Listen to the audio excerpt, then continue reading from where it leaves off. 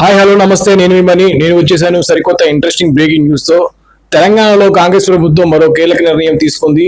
ప్రభుత్వ ఆసుపత్రుల్లో dialysis treatment లభ్యత పెంచేందుకు సుమారుగా 4,000 మందికి పైగా కొత్త రోగులకు అంటే వారి యొక్క పేర్లు నమోదు చేసే విధంగా వేలాది కుటుంబాలకు పెద్ద ఎత్తున ఊరట లభించే విధంగా మన రేవంత్ రెడ్డి గారి ప్రభుత్వం నిర్ణయం తీసుకుంది.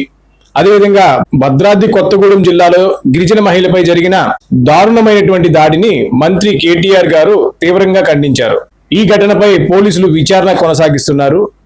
నిందితులను వెంటనే అరెస్టు చేయాలని ప్రజలు డిమాండ్ చేస్తున్నట్టుగా తెలుస్తుంది.